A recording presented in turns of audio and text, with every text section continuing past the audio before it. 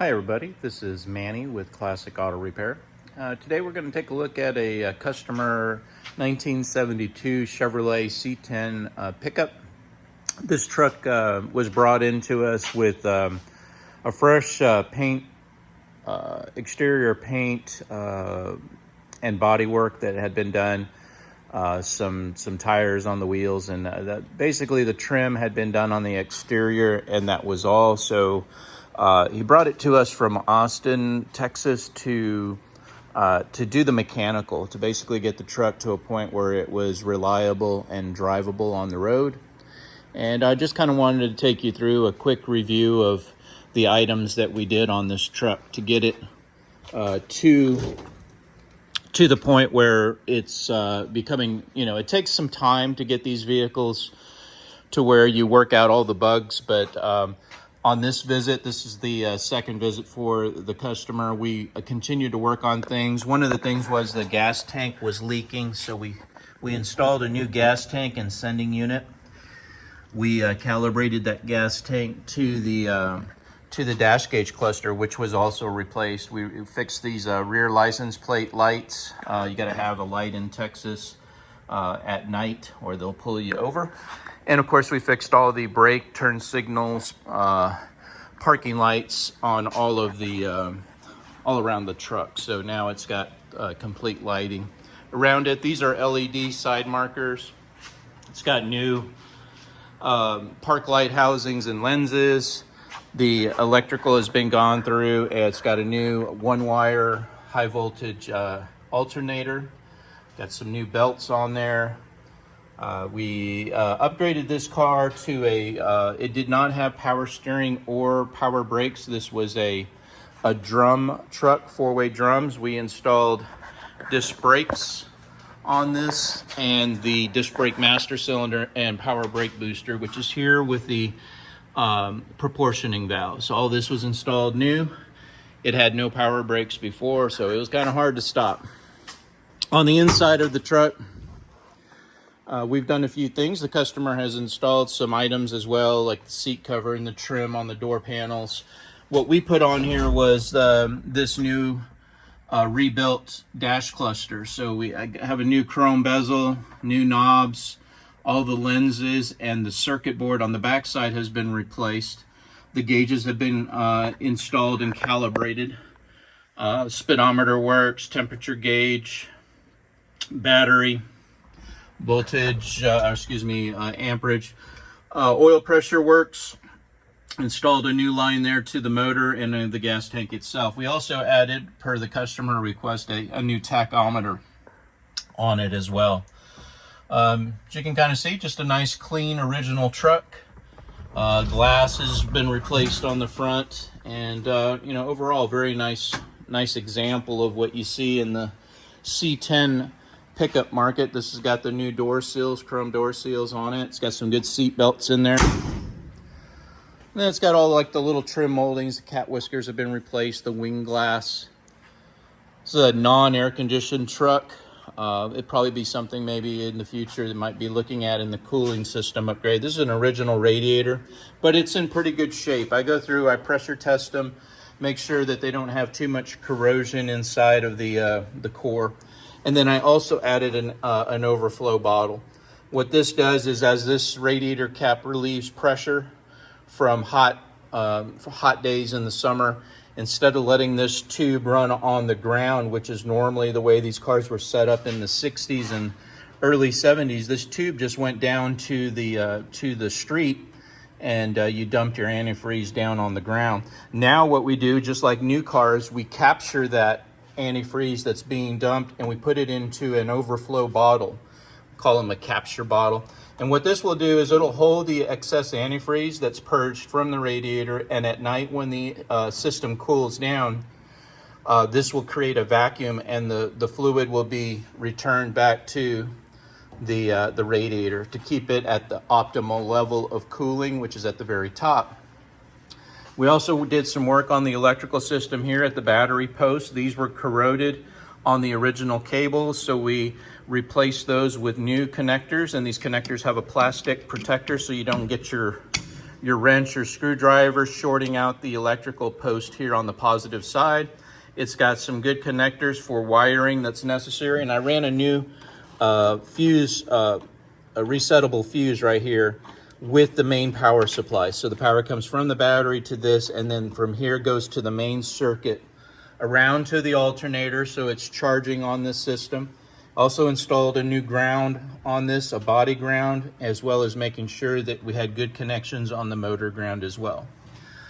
Inside of here, we put some new inner fenders. It didn't have any inner fenders when it arrived. And this one has the carburetor upgrade. This has the Edelbrock 1406, which is a 600 CFM carburetor with the electric choke, which is right here. So you get a good cold start in the morning. The carburetor adjusts for a cold start, and then as the engine warms up, it adjusts for that and makes the truck run as good as it possibly can in hot and cold conditions. This has a fuel pressure gauge so that we can measure the flow of gas, the pressure from the electric fuel pump, which is also an upgrade. These had mechanical fuel pumps, as you can see down here, but we bypass those for reliability and performance. We can get a faster start when these vehicles sit in your garage for a week or two or a couple of months. You can crank and crank on an old mechanical fuel pump to develop pressure and bring fuel from the back gas tank on an electric fuel pump, just like your late model vehicles. They use an electric fuel pump, and that immediately, within a half a second, provides fuel up to the carburetor so that you can get that start very quickly. You're not putting any strain on the electrical systems, the starter, the battery, because you're not sitting there cranking on it, trying to get it to start up. All right, well, just like I said, wanted to kind of show you a few things that we do a lot here, which again is in the cooling system, the electrical, alternators, fuel pumps. Carburetors are probably one of our most popular. These carburetors really fix about 90% of the issues that these vehicles experience. Putting new electrical things like cables, alternators, and batteries helps make them reliable as well. You get about 3 years of battery life in Texas. So it's one of those things where you want to keep an eye on the date of your battery and make sure that when you get to that 3-year mark, if you have a good high quality battery in there. If you have one of the cheap batteries, you may only get a year or two because they're just not designed as well. They're cheaper for a reason. So keep that in mind on your next battery purchase. Again, just like I said, a good example of a restored truck that still needs a few things, but not much. The customer's looking at getting a bed liner, put it here in the back to finish this out. I'm not sure what they're doing, if they're doing anything with the wheels. The tires, they drive really well. I've had this on several road tests and it does very well, but you can see, like I said, we need a antenna here, and there's a cowl seal that goes here to help prevent water from entering the engine. The other big upgrade we do are these distributors back here. This is an HEI magnetic pickup, just like a late model car. It doesn't use the old points contacts condenser like the old cars came with. It has a magnetic pickup that creates the pulse for the spark plugs. So you want to make sure that when you're getting your vehicle fixed up mechanically, you're going to these new upgrades because they do help with performance and reliability. It creates a great spark so the engine fires and there's not a lot of unburned fuel because it's a really hot spark coming from that. As well as this little silver thing right here. This is called a vacuum advance.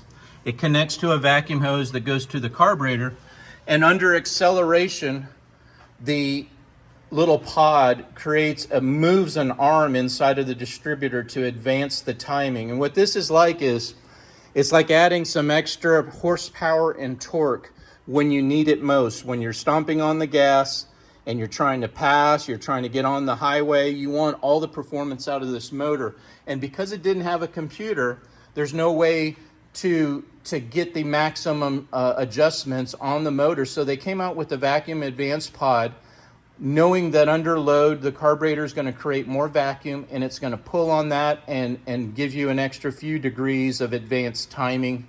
It just makes it run that much better, but then it leans it out when it isn't needed, so that you're not burning excess gas. You're not creating a condition where it's hard to start when the engine is in operating temperatures.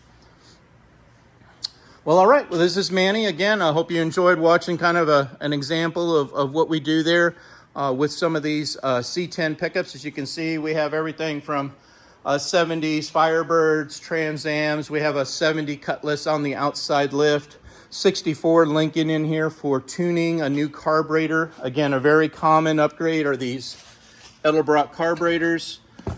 Just makes a huge difference in the way that they run, and we keep a big stock of these carburetors here, as well as those distributors I was talking about, wire harnesses, complete stereo systems. We do, you know, again, you're cruising around, you want to have some good tunes or a security system to keep the car secure when you're not right there in front of it. Bluetooth stereo, so you can connect your phone and stream your favorite tunes while you're cruising around in the car. We have the ability to set those up as well. All right, well, thanks for watching. This is Manny, Classic Auto Repair.